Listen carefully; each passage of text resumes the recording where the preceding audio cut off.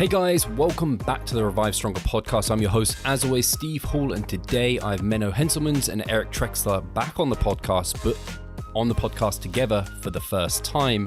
And we are discussing everything that relates to cardio for the bodybuilder or the physique enthusiast, for fat loss, for health benefits. Is there any benefits to nutrient partitioning or work capacity? What forms of cardio? What's the interference effect all about? Every question I could think of about cardio as it relates to that bodybuilder, I have it answered here for you today. So look forward to this. It's going to be a great chat. And as a reminder, we have our mini cut movement group coaching available to you. You can definitely check that out. And this is a group coaching format where we lose fat fast. We teach you along the way about how to best approach it. We give you your nutrition and training all covered. We've got templates for you in this group coaching format. So if you're interested in losing some fat, definitely check that one out. Otherwise, without further ado, let's get into the show. Hi guys, welcome back to the Revive Stronger podcast. I'm your host, as always, Steve Hall, and today I'm very happy to have Eric Trexler and Menno Henselmans on the podcast for the first time together on this podcast, but obviously they've met and spoken before, so we don't have to do lots of pleasantries here, and people on this podcast will know both of your names because you've both been on several times, and thank you so much for coming on because this topic I don't know if it's right to say I'm excited about it because it's cardio, but I'm excited to hear your guys' take on it because I haven't really seen it kind of gone into to a huge extent in the bodybuilding realm past fat loss or fasted cardio isn't required for fat loss and bits like this. There's been tidbits, but nothing in depth. So I'm excited to see your both takes on this because I'm sure you've thought about it to quite a large extent. My first question is though, and I'm going to go to Menno, are you currently doing cardio? When was the last time you did formal cardio, if we can kind of formalize it to we're going to define cardio next, but let's go with that.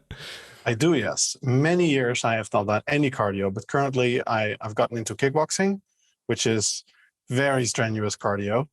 In fact, I don't think I've ever done anything as cardiovascular or cardiorespiratory intensive as kickboxing. It seems that the combination of the adrenaline of fighting combined with the cardio, after a round of sparring, I can literally be gasping for air.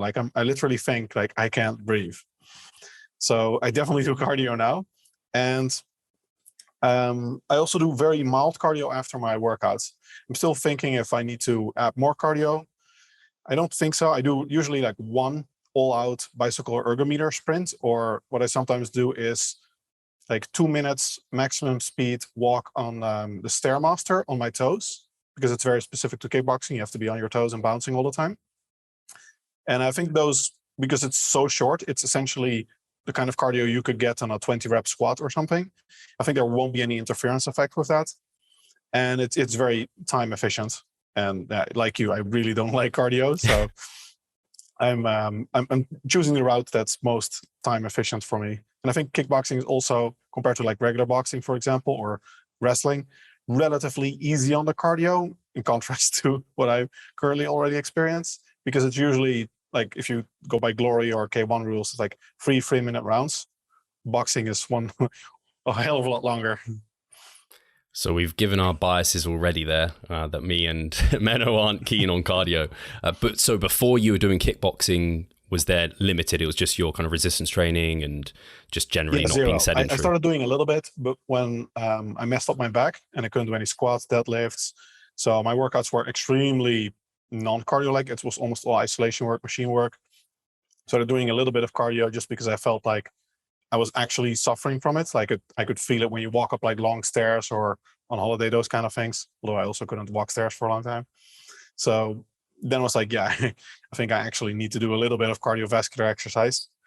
I would say though that the idea of bodybuilders having really poor endurance is generally flawed.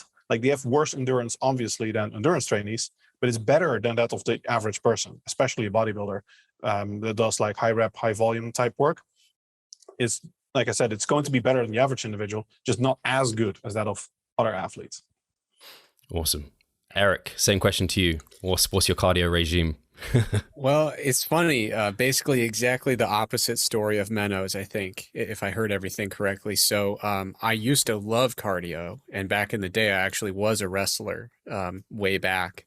I can't hold a wrestling stance anymore with the way my back is lately. It's a really tough position, to maintain for a few minutes at a time, but Menno, I totally agree. You get into any kind of combat sport, with those short sparring sessions, and it is a different kind of breathless when you're doing that kind of cardio. I mean, there were times in wrestling, they crank up the temperature in the room to get everybody losing weight, and it'd be a small room, super humid. You literally felt like you could not breathe. So I've definitely been there. But my trajectory has been different where, Menno, you mentioned you had been just lifting, no cardio, had an injury and started doing a little bit more. Uh, I love cardio and as recently as a year or two ago was running really regularly. But I just have these damn injury issues that keep bothering me when I do a lot of cardio. And so I've had to scale it back. And so now I'm kind of stuck where it's like I can only lift and do some very specific forms of cardio. I've got an ilioinguinal nerve impingement. And so really a lot of stuff that involves large ranges of motion for my hip, they really make it flare up.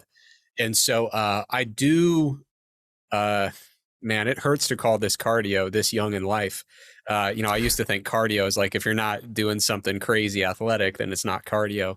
I walk a lot and because I want to make sure I'm taking care of the old ticker here and maintaining a decent level of physical activity.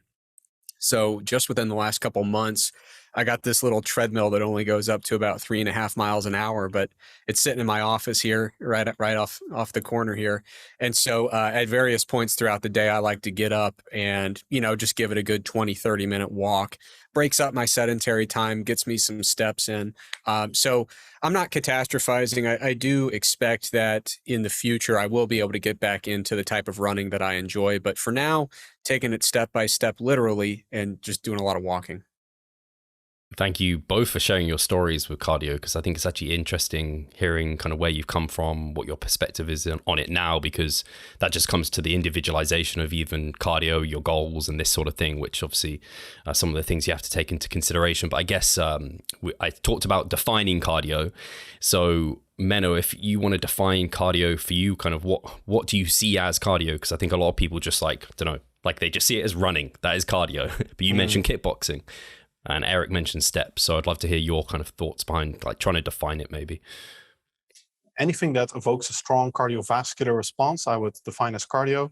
So it's very close to endurance training, but for example, bodybuilding purposes, you can also do cardio with the primary intent of burning energy, which is quite a bit different, as we'll probably get into later, compared to doing cardio for endurance training adaptations. And yeah, I think pretty much anything that falls under that's the hood of either endurance training or strong cardiovascular stimulus is probably definable as cardio. So it's like you said, that like high rep squats, it's working your cardio. Yeah, it's I would say it's part cardio. Yeah, I guess it's part resistance training too. So Eric, is there anything you'd add to that? I remember back in the day, like undergrad exercise science, I think they would involve in the definition some mention of kind of rhythmic, repetitive movement of large muscle groups to an extent that elicits, some elevation in cardiac output. I think that might hit some of the check boxes if we're doing the old definition game. But recently I wrote a textbook chapter for NASM, NASM, and I drew the short straw and had the cardio chapter and was like, okay, well, at least I'll learn something here. And what I tried to do for that was just kind of create a structure of like, how are we going to define this stuff? Because they gave me the title of the chapter and I said, I don't think the title even works for me, the one that they recommended. Because again, it's like, what is physical activity, cardio, endurance training, aerobic training? Sometimes we use these things synonymously and they have overlap, but they're not quite the same. So I kind of made this big like flow chart where there's physical activity and you can break it up into structured exercise or non-exercise physical activity. And then within structured exercise, we can break that into resistance training or cardio. And of course, there are things that overlap there, but basic heuristics. And then within cardio, we break it down to steady state training versus interval training. And then we break those down further into sprint interval training, high intensity interval training, moderate intensity steady state, or low intensity steady state. So you can create this whole taxonomy of physical activity and kind of work within it to figure out what definition works for you. But, well, that was one of the biggest first challenges with the chapter is, what am I talking about? Am I talking about cardio? Am I talking about endurance training? Am I talking about aerobic training? Because the connotations are different across the board. Yeah, it's very interesting actually, because there is a lot of overlap there. It's kind of, you mentioned like non-exercise physical activity, like maybe steps, like non-formally planned like steps. It's like, well, if you have a step goal, is that now, like, does that now move it or shift it, or I'm not sure. So, but I think back to like Menno's kind of thought there in terms of like using the cardiovascular system to a significant extent. So anything that's kind of getting that going is going to be using that. So I think that's useful for people to kind of understand, because I think some people just box it off as like, this can't be cardio, this is cardio. And it's like, well, actually you're using this even if you don't know you are. Menno, you mentioned the interference effect. So I think that's a good place to kind of move to. And I think I haven't seen it for a long time. I don't know if you guys have seen it, but there used to be always this example of this sprinter who was jacked versus this endurance runner who was like super skinny. And this was always like, bodybuilders should not be doing cardio because look, you should be doing sprints. So I'd love to hear a bit of your thoughts behind maybe that meme, if I can call it a meme now, and then also the interference effect. Yeah, that was funny that they were essentially, the message was, you should like not do cardio, you should do high intensity cardio. But I think the latest meta-analysis actually found that that high intensity interval training significantly reduced muscle growth, but steady state cardio did not. They did not formally do a between group significance test. I think there are very few studies that have, although I think Fife et al. Did 2 studies that kind of found that work matched high intensity interval training had greater interference effects than again work matched steady state lower intensity cardio.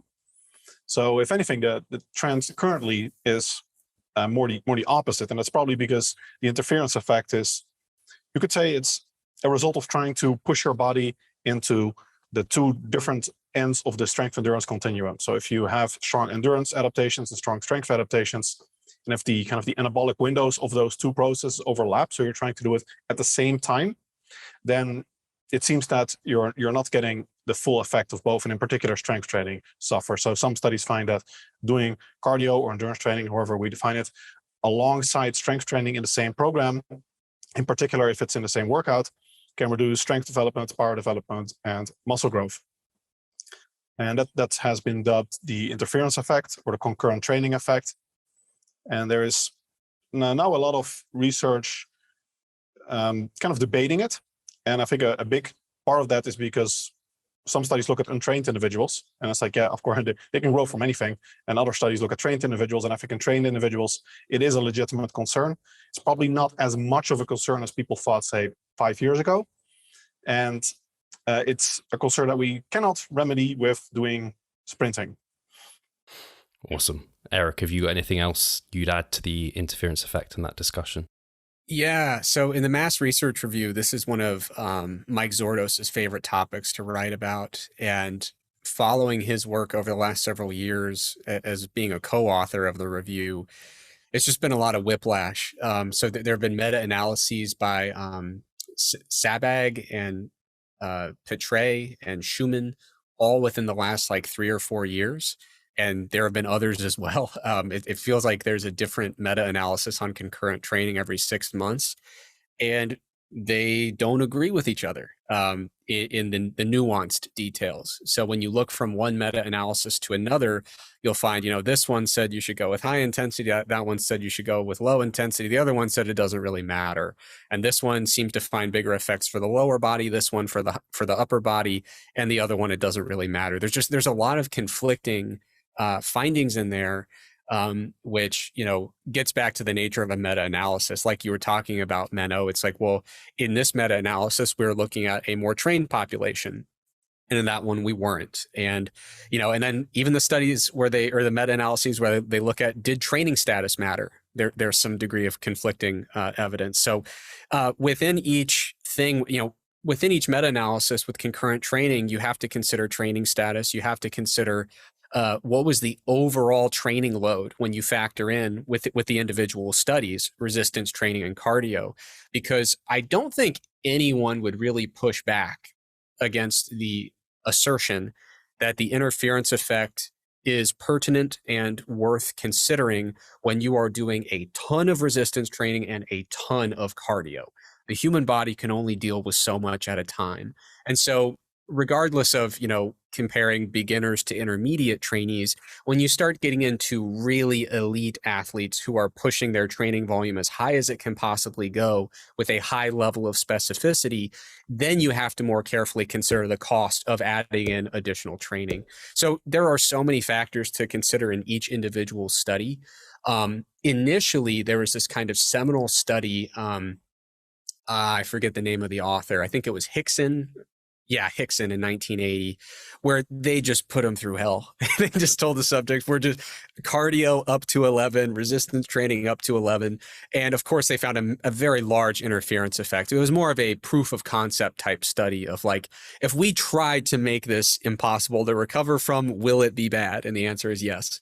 But in recent years, like Menno was getting at, some of that tide has turned a little bit, and people have said, well, we might have overestimated maybe the magnitude of the interference effect or how frequently it occurs in many practical scenarios. So you really have to factor in training status, specificity of training, and just the overall dose of total stuff to recover from.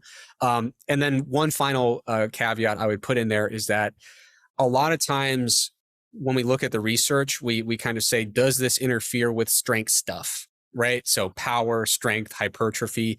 But I think one area where the meta-analyses tend to agree is that the interference effect impacts those outcomes to differing magnitudes. So if you are only focused on hypertrophy, it's not to say the interference effect doesn't matter or exist, but it appears to be a relatively modest magnitude in many practical applications. Strength is impacted more than hypertrophy, and power is impacted much more than strength or hypertrophy. So there's kind of a hierarchy there. But broadly speaking, I think we would probably all agree that it is a pertinent concern, especially as you get into high training status, high level of specificity with your training. At a certain point, something's got to give, and the interference effect is a reality. Yeah, I think that's really well explained. I think it gives, again, the nuance there in terms of like, it's not just the interference effect doesn't matter if it does matter. And I think people like those extremes of like the clear, oh, look, like the sprinter versus the guy that's doing endurance, clearly don't do endurance training. It's less like that black and white answer, but it's going to depend on even probably individual to individual. I was literally talking to someone yesterday and they're like 8 to 10,000 steps seems to impact their resistance training. And I'm like, wow, like I have clients consistently, and myself included, doing more than that every day. And it doesn't bat an eye on me. So it's one of those things you probably can even notice within like your own application of it in terms of like, is it starting to have an impact? Menno, is there anything for you when you are doing cardio for that person who is they're out and out trying to build as much muscle as possible? Is there anything you do with them that you think they should avoid in terms of practical application if they did want to do cardio, if they are thinking about doing any of it? Okay, so it basically comes down to strategies to minimize the interference effect. Because primarily, I would say, if your goal is purely muscle growth or strength development, I would say don't do cardio. It has potential negatives and not much of a positive. I think there was one study recently that found like in rank untrained individuals, you can potentiate muscle growth by doing cardio first. I don't think that's going to be relevant for a well-trained like bodybuilding type individual. But if you do want to do it for a bodybuilding purpose, that would, in my view, be someone that's usually in contest prep, and the cost of cardio is deemed less than the cost of decreasing energy intake. So you might have to compromise on nutritional deficiencies or just insane hunger. At some point, you have to compromise, and that you can compromise either on energy intake or by doing cardio at that point in contest prep. And then I would say most important things is to separate the sessions, because like I said, the interference effect seems to be largely, not entirely, a local transient effect. So if you separate sessions by like 24 hours, there doesn't appear to be much interference effect.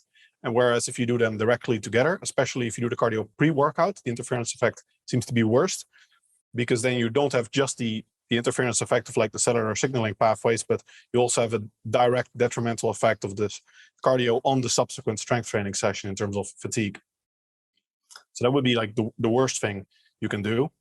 And then I think, yeah, we have to get into specifics, because if we're talking about a bodybuilder, the crucial distinction in my mind is that you're not doing the cardio for endurance training adaptations, you're doing it for energy expenditure. And that means that you can also get away with like lots of walking, a high step count, wearing a weighted vest maybe even, and doing very frequent kind of short cardio sessions. Like what I like to do is, so in the debate of like pre or post workout cardio, I often say both. Like do an extensive warm up that's not enough to interfere with the session, but is maybe a little bit more than you would actually need. And then after the session, if you have to do it in the same session, also do a little bit extra cardio. And as long as both sessions are kept below a certain threshold of feeling like, real endurance training, I don't think there will be much of an interference effect, but you have managed a high total energy expenditure. So there we really get into the distinction between, are we trying to burn energy or are we trying to stimulate endurance training adaptations?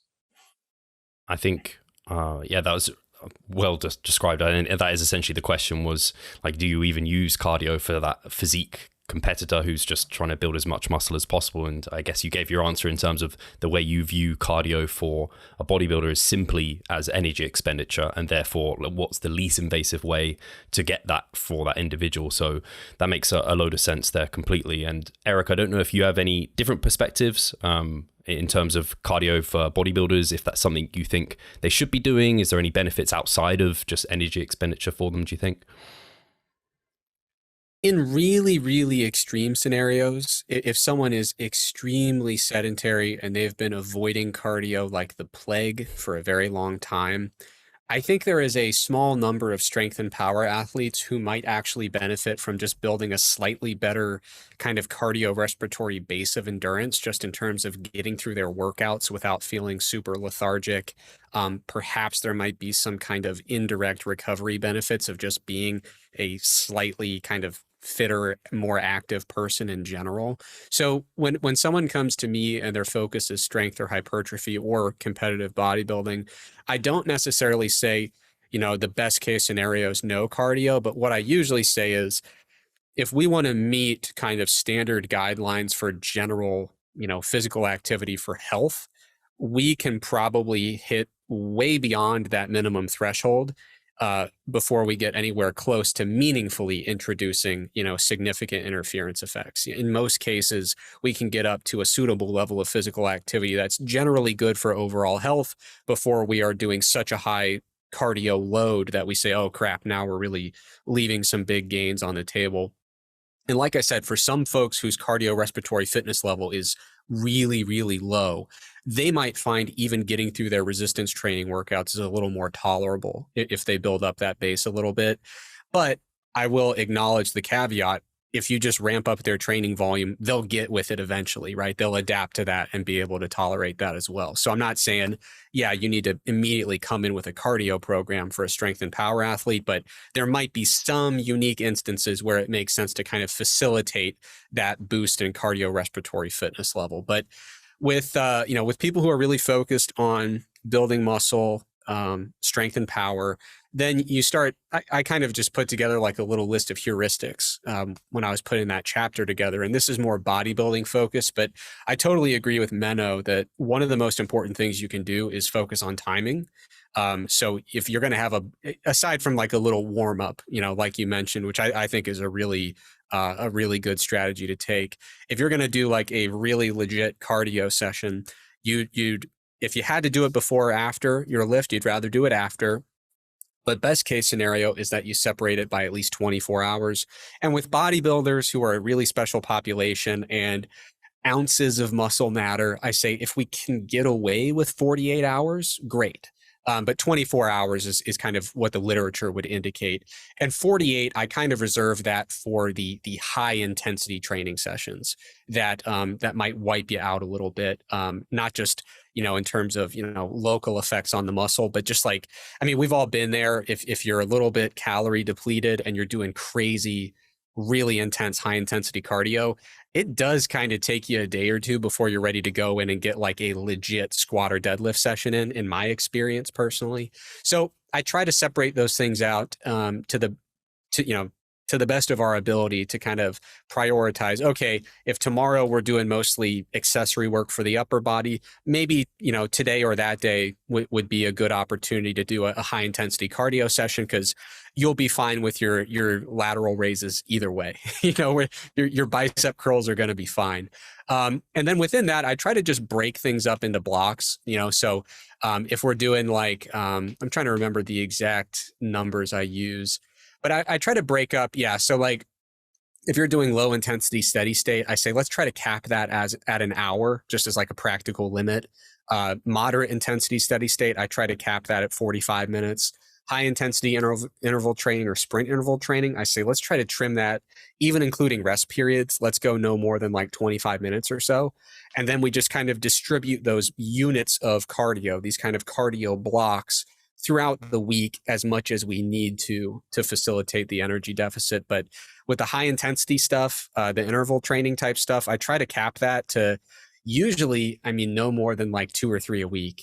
Just because, Steve, you might have been around back when in the bodybuilding world, natural bodybuilding, everybody was doing like Wingates, like modified Wingate protocols, like every damn day during their prep.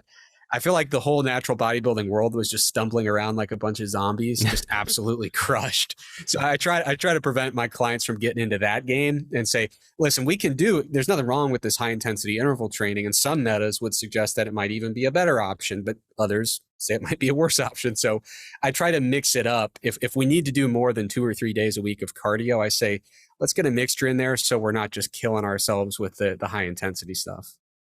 Yeah, I remember the only time I did it was my first prep. I think it was Lyle McDonald's stubborn fat loss protocol. And it'll be like doing a fasted cardio of some sort with some HIIT intervals within there. So I do think that was a strategy quite a few people use. And yeah, that was pretty horrendous. You're right. that wasn't much fun. Actually, it's a good point you brought up, the kind of miss, HIIT as well. Menno, do you have preferences? I think you mentioned steps and weighted vests, so more towards like lower intensity steady state stuff. Is that more your preference, like step counts versus implementing kind of time doing one of these other kind of intensities? Yeah, if we're talking about a bodybuilder, so the goal is energy expenditure rather than endurance training adaptations, then I would favor low intensity because it's easier to manage in terms of, like Eric said, high intensity work it can really take its toll on other workouts. And I typically favor relatively high frequency training. So like 48 hours is often not even possible in many of my clients. So there's just very little room to program in high intensity stuff. And it's also not necessary. It takes a big mental toll on people. So I typically favor low intensity stuff if we're talking about someone with the goal of just burning energy, like, increase your step count. Weighted vest is something I haven't done much with clients, but it's interesting. The research on like the gravitostat, I'm very skeptical, but for sure, just wearing something is going to increase energy expenditure. And it might be that form of energy expenditure is less subject to constrained energy expenditure, which is another interesting line of research. Because step counts probably will be subject to that. And otherwise, I just do like low intensity cardio, spread it out a lot, like a lot of short sessions. Do you not see the progress you would like? Are you sick of writing your own programs? Or perhaps you need some accountability in order to stick with a plan? Then it's time to start working with us. We at Revive Stronger offer a truly personalized coaching service. You'll get more than just an email with some macros or random cookie cutter program. With Revive Stronger, you will be the center of our attention. You will receive your own fully individualized training protocol alongside a customized nutritional strategy. We created the coaching around your needs, wants, personal preferences, and your own unique lifestyle. Every single week, we delve into your program in order to make appropriate adjustments so that we we get the most out of your time and the best possible outcome. We help both female and male athletes to seriously change their body composition by adding more muscle mass and decreasing fat tissue. No matter if you're a competitive bodybuilder or just want to look better, if you need help with your progress and taking your physique to the next level, our coaching is for you. It's time to make a change. Sign up today and let's revive stronger. Yeah, the weighted vest, I did that for my last prep, and that was something. I'll probably use it for just my steps, but wearing it all day at a standing desk was pretty horrendous, the mental toll that produced. But so Eric, are you on the same lines there? I know I didn't want to like make it sound like you were suggesting you thought differently, but do you think the same way to Menno there with for the out and out bodybuilder just looking to get more energy expenditure? Oh yeah, my preference is to lean toward lower intensity interventions. And I actually, I like to tell a lot of bodybuilders like, hey, bodybuilding's tough. Also training for sprint type exercise is its own kind of tough. What if we can try to minimize the number of tough things we're doing? So like, I'll say like, hey, if you've got a favorite podcast and it's, 45 minutes long, let's take a nice, enjoyable walk in the morning and the evening. You listen to half in the morning, half in the evening. I'm much, much more in line with what Menno's kind of advocating for bodybuilders and for just general kind of physique enthusiasts is let's do the low intensity stuff. It can be not just less dreadful than a really brutal sprint protocol, but it can actually be in some cases a little bit refreshing. It can help you kind of clear your mind. It's a nice little break from the day, clear your head a little bit. Yeah, as much as possible, I like to tap into the easy wins in terms of cardio. And then only when we feel like we really need to, or if there's a very good reason for it, do we start tapping into the higher intensity stuff. I mean, you're going to get folks who just say, I love it. I like to feel like I really did something today. And you say, okay, cool. We can work the higher intensity stuff in. Or there might be some athletic reason for a non-bodybuilder where we really do need to target specific energy systems and physiological capacities.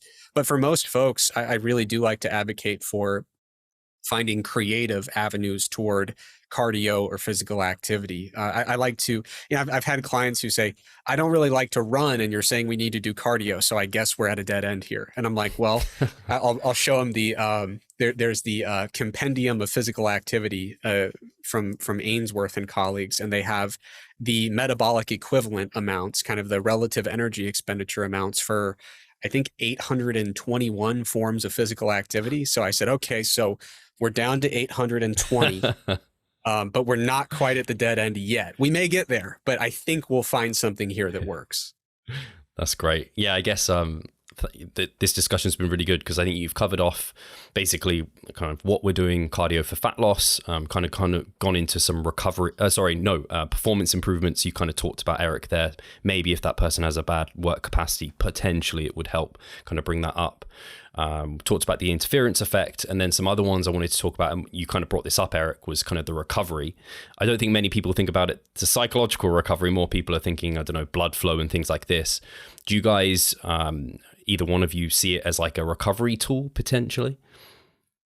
I'll go Menno if you have any thoughts. Sorry, you're just going to speak, Eric. I don't think it's if it's intensive, it's not going to be beneficial for recovery. It's going to tank recovery. Like, it's going to take its own toll on recovery. And this is especially with high intensity work, as Eric said. So we have some research, for example, one is an extreme example of a relatively recent study where they did like downhill kind of running. And one study, I think by Kuchishi et al. Or something, I'm guessing Japanese, where they found that sprint interval training, and I think this was like regular sprinting, reduced biceps strength development and growth, at least strength development, I think, by a considerable margin, even when they were done on different days. So if your cardio is just intensive enough, it seems to have the potential to reduce your gains even in unrelated muscle groups on other days. And I think it was 24-hour separation in this study. And that's probably due to some central mechanism, whether that's either central fatigue or competing with recovery resources. I think central fatigue, although I'm generally quite skeptical of that, is definitely something we can't rule out here. So it might be that the fatigue limits the workout and limits the reduction in power output or work output during the workout is what's causing the reduced gains more than the interference effect directly. although both might play a role. So you would have to talk about active recovery, you would have to talk about really low intensity work.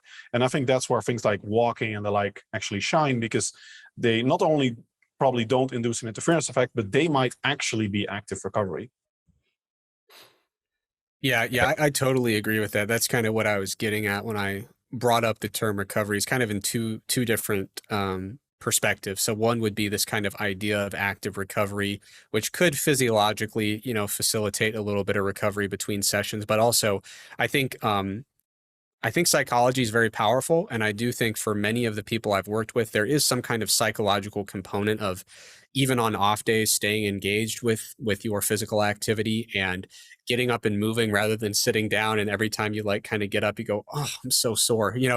There's something about getting up and moving that does seem to psychologically help people with their preparedness for the next session, which I think is a valuable thing. And there could be some physiological elements of that active recovery as well. And then the other part was more just, again, getting to that particular use case where there's someone with, very poor baseline cardiorespiratory fitness, just for their recovery within session, set to set, exercise to exercise. You could argue that adding in a little bit of extra physical activity could help build up that base a little bit more efficiently so that they can maintain a higher level of work output throughout the entirety of that workout, or it could just be, frankly, a more tolerable workout. So again, I do want to acknowledge the caveat that people will adapt to the training program you give them. And so if you stick with a training style long enough, they will probably build up that cardiorespiratory fitness level to the amount that they can complete that workout to a satisfactory degree. But a little bit of extra physical activity can just kind of speed that process up a little bit. Perfect. No, that's very well explained. So the benefits, I guess, for the out-and-out bodybuilder or physique competitor are looking slim. But this is one other thing that I do see come up is better nutrient partitioning. So particularly after meals, to try and potentially aid digestion, help with blood sugar levels. Is this something that I don't want to put it out there, because I'm like, I don't want someone to become that anal where they're thinking about nutrient timing and then also the timing of this. But is there any benefits there? Is that something that you would consider kind of giving to a competitor that wanted to nail everything? Menno. Another P ratio debate. So I think in terms of P ratio, like the muscle to fat gain or loss ratio, there's not going to be an effect. I know that there is interesting research on diabetics that eating, and there was recently even, I think, a meta-analysis, they found that it's even better to, definitely not my area of expertise, but I think it was even better to eat or to exercise or at least walk after the meal than before, which is kind of in contrast to what I would imagine, because if you do it before, you enhance insulin sensitivity, then you eat and you have the better insulin sensitivity. But being active during the digestion actually also seems to have really positive effects on blood sugar management and the like, which also makes sense because you have kind of a reservoir for taking up blood sugar with exercise. So I think you get those kind of benefits. For diabetics, that's relevant. For like a bodybuilder, I don't think you're going to meaningfully affect like your gains. How are you feeling, Eric? Yeah, I mean, I just love being able to agree with Menno about partitioning. It brings so much warmth to my heart. Now, when it comes to that kind of, I agree, for like long-term partitioning of gains in tissue, I can't imagine you're going to find an effect at all. Managing blood glucose excursions and blood insulin excursions or responses has become really popular lately, even among people who really don't need to be thinking about it much. So like Menno said, if you're talking about type 2 diabetes and you'd like to reduce some of your reliance on medications, or if you're pre-diabetic and you don't want to get to that stage where you need to start implementing medications, and I'm not anti-medication, but if I could walk instead of using a medication, I'm going to prefer to walk if I can get to the same outcome. So, because the side effects of walking are extremely positive in many different directions, right? So with diabetes management, it might be something I would look into, because in many cases, you are kind of pulling out all the stops. You're pulling every lever that you can to say, we really want to manage this in the most effective way possible. But I've become really cognizant lately of trying to nudge folks who have totally normal glycemic control away from thinking about glycemic control, because nowadays there's all of the, continuous glucose monitoring, and you've got people saying like, oh man, if I have, a small bowl of oatmeal, I'm done for the day, I'm screwed. And it's like, dude, you're totally fine. And that glucose excursion was completely within the normal range, and your body put it exactly where it needed to go in a normal time frame. So I try to nudge people away from getting too worked up about that stuff. So, the only application where I could see using this for someone who, is not in that particular use case or scenario where they really should be managing glucose excursions carefully or thoughtfully, I would maybe consider it if there's someone who just says, you know what, after these meals, I'm just feeling so sluggish. And at that point, it's just kind of a subjective measure you can take. I have noticed that if I'm ever feeling sluggish after a meal, I don't have any glycemic control issues that would be clinically relevant, but sometimes just getting up and moving, you might notice some subjective improvements in your kind of perceived energy level, maybe some modest benefits for digestion. So I would consider that. But with healthy, active folks, the only thing I really talk about with partitioning is just if we are doing any kind of carb loading or carb reduction or, glycogen depletion strategy, then we start talking about, kind of specific protocols for when are we introducing carbs and are we maximizing our ability to take those up. But that's, we're talking for bodybuilders peak week, and for most people, basically never. Yeah, I think that's very well explained. Yeah, and I guess it's that biohacker community kind of growing and influencing some bodybuilders. And I guess people, again, bodybuilders are that, I've been speaking as a bodybuilder, with that type of person that tries to find any way to like improve our result, especially, I don't know, natural bodybuilders. We don't have so many things to pull on or push in some ways to take to help us. So we kind of, try and find any kind of possible rationale for something to be beneficial. So it's nice, actually, I think, for that individual to be like, actually, I'm doing everything I can. Let's just like be less stressed and not have to worry about walking around the block after I've eaten my bowl of oats or whatever it might be. So that's really cool. I guess in summary, for me at least, the benefits seem to be kind of more on the sparse side for that person that is that physique competitor who's resistance training a lot, already doing quite a good number of steps, has a good cardiovascular base. They're more so using cardio probably for them as a way to burn energy. So they're probably better kind of keeping it away from workouts. Lower intensity styles are probably preferable for them.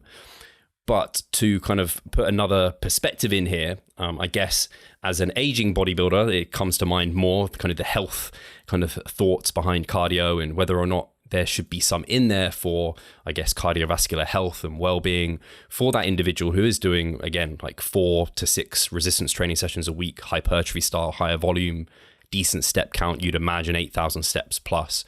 Is that person someone who should consider cardio within their protocol for improvements in health? I know health is almost quite a wide term even to put out there, but is there anything any thoughts that come to mind for either of you? I'm going to give it to Eric first, just because I've been giving it to Menno first every time. Yeah, so specifically you brought up the aging example, and I really don't think that an aging bodybuilder, from my perspective, needs a significantly higher focus on cardio, just because Eric Helms wrote a review recently for the Mass Research Review looking at like protein needs in aging athletes. And one of the things that's really fascinating when you look at these changes with aging, it's not that they don't exist, but it's that they are quite significantly attenuated if you maintain a really high level of activity. So like, you might look at 2 sedentary people. One of them is 30, one of them is 70 years old. And for the 70-year-old, you'd say, yeah, I mean, we probably have a lot of chronic systemic inflammation. Some cardio might help us, get ahead of that and manage it more effectively. But if you're someone who's been doing this kind of active bodybuilding lifestyle in your 30s, 40s, 50s, I don't think you need to get to the age of 54 and say, all of a sudden, I need to double my step counts every day. I think, if you want them to drift upward, that would be fine if you wish. But I think you've really been doing the things over the last few decades to put you in a spot where, what you're already doing should really be attenuating a decent amount of the modifiable component of that inflammation we associate with aging. It's not to say it's not going to occur at all, but to the extent that it's modifiable or can be attenuated, you're already doing a lot of the right things there, in my opinion. And I do want to say, like, it's important to highlight the caveats that you put on your summary there. So we talked about these benefits being pretty modest, pretty sparse. Assuming you're already pretty active, you're training pretty hard, and you've got decent step counts. I don't want to convey the idea that as long as you're lifting 3 days a week, you have no need for physical activity outside of that. I mean, that's obviously not what you're getting at, but those little caveats at the end are really important, because we do see, even if you're lifting, well, there's not enough research to really sort through that, but I feel very comfortable saying, even if you're lifting, we do see some degree of a dose response relationship between things like step counts or just general activity level and long-term health outcomes. Now, those benefits flatten out at some point. Okay, so I don't want to make it seem like you should always be shooting higher, but I would say if you're a bodybuilder and you're lifting hard, but you're getting 3,000 steps a day, you'd probably rather get 7,000 or 8,000 steps a day, and everyone can set their own level where they think enough is enough. So I do think it's important to state that, and also to state that even for competitive athletes who are doing more cardiovascularly demanding activities than just a bodybuilding resistance training workout, even among athletes, we do see some benefit of limiting sedentary time to an extent. So there are some studies indicating that even for athletes, if all you're doing is going to your team workouts and your lifting session, and outside of that, you're fully sedentary, there are probably some health-related benefits to be obtained from just working a little bit more activity into the day. So I did want to make sure we highlight that. So assuming that you're kind of meeting those bare minimum guidelines for physical activity, then yeah, a bodybuilder probably doesn't need to do a whole bunch of extra cardio on top of that. It's not like back in the day, I feel like every bodybuilder was like, well, if you're a bodybuilder, you're on the step mill for 45 minutes in the morning, right? Like that was just 7 days a week. We probably don't need all that. But yeah, so to directly answer your question, I think there is a role for, whether you call it cardio or physical activity, there's a role for that in supporting health beyond lifting 4 days a week. But the positive thing is you don't have to do all that much. If you're just hitting kind of bare minimums for step counts or spending 30, 40 minutes a day being pretty active, you're probably doing plenty.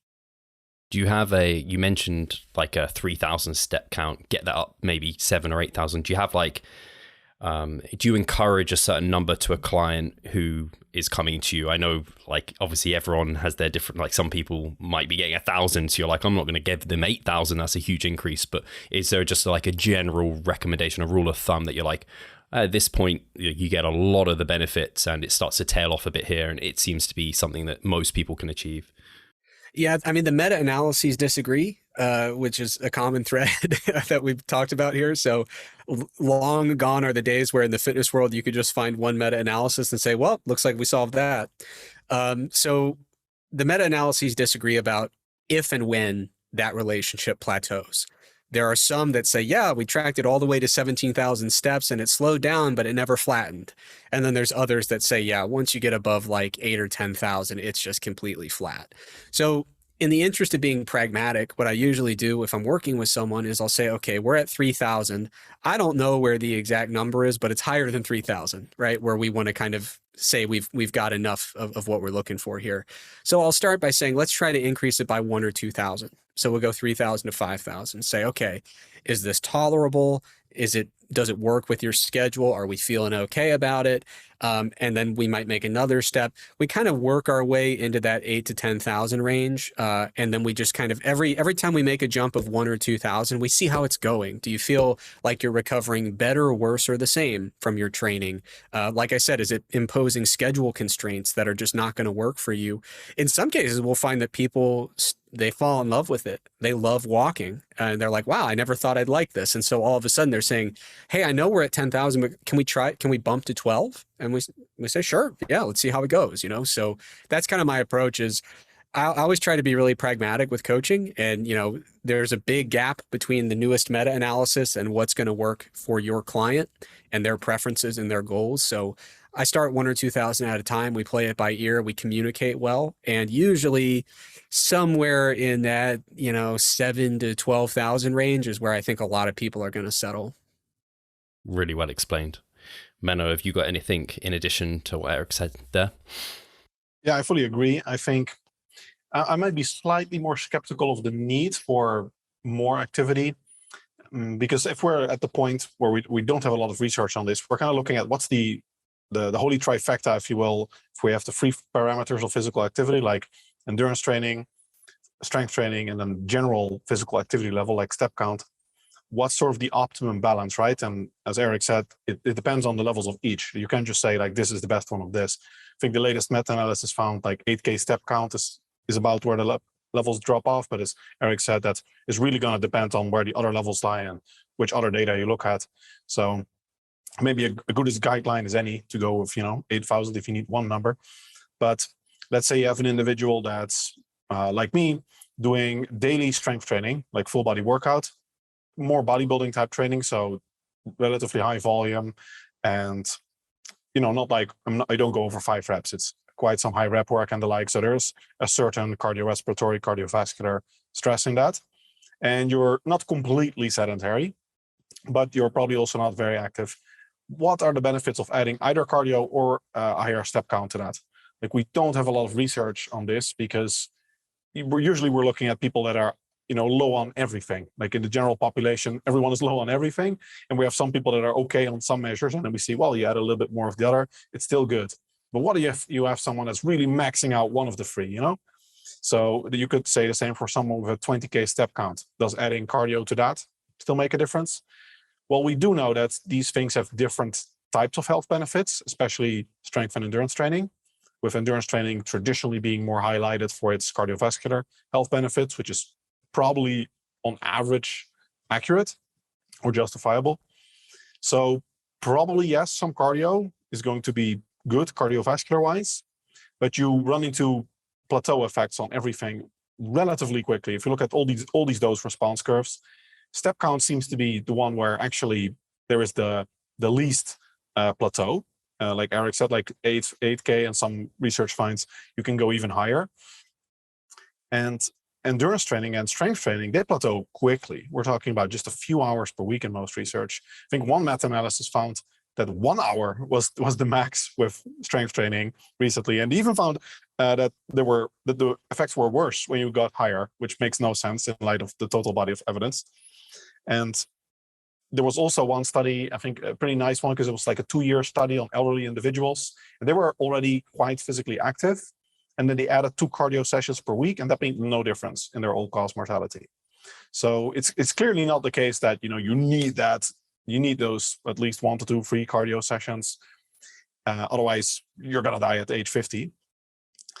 And we simply don't really have good research yet on where the optimum lies if you want to maximize your longevity. It will probably depend on the individual. And I think one thing I would like to add is that with health, for one, you have plateau effects, and 2, something's going to kill you. And that's something where I think people think, well, we just optimize our health and then we're going to live forever, right? And for me, for example, I have really strong familial risk of cancer on my mother's side. Like I think she has 11 siblings, and so far already 5 are down due to cancer, including her mom too. So for me, there is a pretty big chance that at some point I'm going to get cancer. So I can have like the best diabetes, best cardiovascular health and the like, but it's not going to impact my longevity if that's the thing that's going to get me. Same if you have like high genetic risk. Everybody probably has some risk that's higher than others. If you have like really high risk of heart disease, then that's what's going to get you. You can have the best insulin sensitivity in the world because you're doing more strength training, getting more jacked, but it's not going to matter because that's not in the end what's going to get you. So that kind of aligns with the idea of there will be plateau effects, and it's really important, I think, to measure like how sustainable is everything, and how is it fitting your overall lifestyle? Because if it's giving you stress and you don't feel sustainable, that it itself might have a bigger negative effect on your health than the benefit of that one extra hour of cardio or something.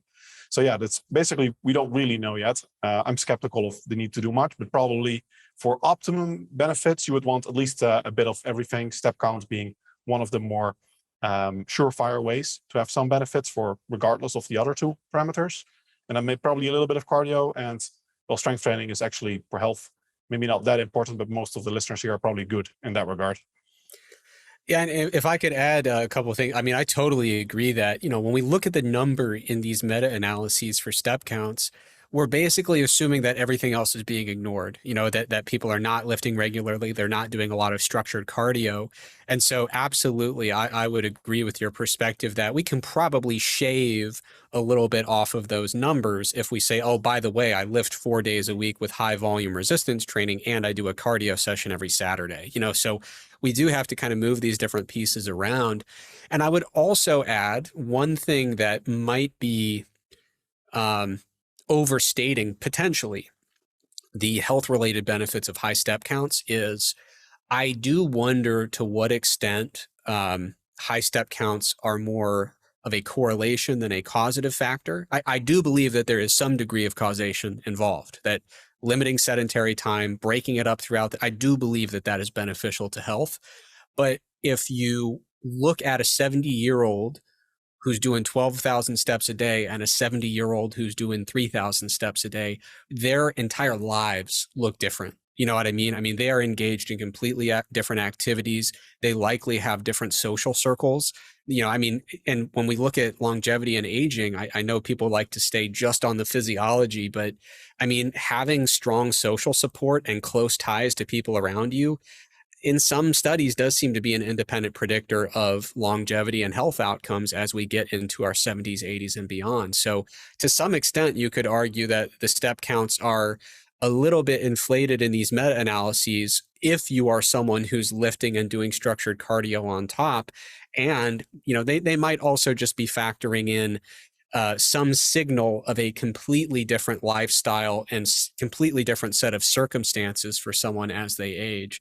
So there's a lot that goes into these rough estimates. And I agree that, it's really surprising to people who lift a lot when you look at how little lifting you need for, quote unquote, optimization of health. I mean, if someone said, Eric, I just want to live a very long time, I'd say, well, let's take a couple walks a day, try to get a decent step count, do some higher intensity cardio, and maybe lift twice a week, full body sessions. And we should be maxing things out in that scenario. And really with resistance training, it's not even so much about health. I mean, of course, health is a broad term, but a lot of times it's just independence and resiliency that we're training for as we age, right? So the ability to get up and out of a chair, up and out of bed. It sounds like a small thing for young, healthy folks, but toileting becomes a major threat to independence as we get older, getting up and down off of a toilet. So when we talk about lifting for aging, a lot of it has to do with just functionality, maintaining balance, maintaining the ability to ambulate. So yeah, longevity and optimization, there's a lot that goes into it. It's probably not just taking resveratrol supplements, but there's a lot of other stuff you can do. Guys, thank you so much for this. I think that was very, very well explained. And particularly, I think where you framed that, Menno, where like people are considering these almost independently, these variables, but it's like they all come into their own. So if you have, I've had clients before who maybe resistance train 4 times a week and they live in the US and some cities aren't very walkable. So their step count's like 2,000, 3,000. They're like, can I just do some like low intensity, steady state cardio, like surrounding my workouts or on an off day? And I'm like, yeah, totally. That's that. We can kind of get our health benefit or the benefits we're going to get from what we would get from steps through this kind of cardio. So it's kind of like finding your balance. If you're really low on one of them, maybe you need to go higher on another. But a lot of the listeners are going to be super high on the resistance training aspect. I imagine a lot of them have a good step count, or they can play with step counts and cardio, and particularly like that lower intensity steady state, probably if they're kind of more kind of on the physique aspect and they're going for their bodybuilding goals. So I think this has been a really productive chat. I don't know if either of you have anything else you want to add about cardio, any additional perspectives. Otherwise, I think this has covered everything I wanted it to. Maybe one thing that was interesting is mostly related to health. There's some research that the the most of the health benefits are due to the prevention of sedentary time rather than the actual activity time. So that's another way to kind of think about it. Because if you're going like, if you want a 20K step count and you're going to do it in like one long ass walk, that's probably not going to have the same effect as being active throughout the day. Because that's the idea also with someone that's like going to the gym once a day and then the rest of the day you're completely sedentary, then you're still sedentary a whole lot of time, and you probably can't compensate for that with that 1 hour in the gym. So that's the way to do it. And it also doesn't have to be a step count, because I think you both mentioned that you have standing desk and or treadmill desk, and those are great ways to be a lot more active for very low mental effort comparative to forcing yourself to do walks if that's not something you enjoy doing. That's really well stated, actually. That's something that flashed through my head, and I'm glad you came back to it, was with the steps, because I have actually been asked before, what's the difference, if any, between like 10,000 in one go and 10,000 spread through the day? And my initial thought was 10,000 in one go is a lot of walking to do in one time. Like, I don't know what's going on there. But I'm glad you mentioned that there could actually be some independent effects of just spreading that through the day. So if someone is considering it, they want to kind of try and stay somewhat active through the day, not just like sat and dead for like 8 hours or whatever. Yeah, and I think that's a great point. And if I go back and listen, I think there's a couple of times where I talked about walking and I just kind of, without bringing a lot of attention to it, mentioned take a walk in the morning and the evening, or, take a walk before and after a meal or something like that. But it kind of baked into that is the assumption, the unstated assumption, that breaking these things up throughout the day and breaking up that sedentary time is a uniquely beneficial thing versus just doing a single walk of, 10 or 12,000 steps. So I totally agree that if you're someone who, for me, like Steve, you brought up a great point. I live not just in America, but in a really rural part of America. I can't walk anywhere. And even when I do walk, I'm on, in the dirt off the side of the road. There's no sidewalks. I think one of those like housing websites where you see like, real estate stuff, I think the housing or the walking score for my area is like 0 out of 100 or maybe like 1. So, like there are going to be people who say, I can't really feasibly get that many steps. What can I do? The answer is literally anything. I mean, we can, if we can't get 12,000 steps a day or 10 or 8 or whatever you want, we can do some structured cardio at the gym when we have an opportunity, and we can do something, I don't like the name for this. It seems kind of cheesy to me, but like there's literature coming out about what they call exercise snacks, which is just like taking just a couple minutes, literally every few hours or every couple hours, to just get up, move, and then get back into your seat. It's kind of designed for a typical corporate workplace where you can say, hey, go in the stairwell, go up and down a couple flights. No one will notice you're gone. You're good to go. So there's so many different ways to be active, to get step counts, to get your heart rate up, to break up your sedentary time. And so it's really important that people understand that there are so many different levers that we can pull here, and health optimization can take a lot of different forms. So if you feel like you're in a corner and you don't have any good strategies out, that's definitely not the case. There are a lot of different ways that you can incorporate some of these things without going so extreme that you're going to invite this tremendous interference effect that's going to get between you and your lifting goals. Very well said, Eric. And on that note, I think I'll close it there and just say, again, massive thank you for you guys coming on. If people want to make sure, if they're not already following you both, I recommend they do. But if they want to kind of see more of your work and kind of get a piece of your education, where should they head? Menno, go ahead. Yeah, I'm on Instagram and YouTube, most active, YouTube being recently engaged there. And yeah, my website is mennohenselmans.com. You'll find everything there. Fantastic. I'll make sure that's linked below. And Eric, the same. Yeah, you can find me on Instagram. I'm at Trexler Fitness. You can find my stuff at strongerbyscience.com, and you can check out the Macro Factor Diet app. We launched it less than 2 years ago. If you're looking for a nice, convenient calorie tracker, macro tracker, and it also has built-in coaching. So you put in your goal, whether it's weight loss, weight gain, maintenance, and it'll give you recommendations to keep you on track. Fantastic. Guys, thank you for listening, and we'll catch you in the next one. Take care. Thanks.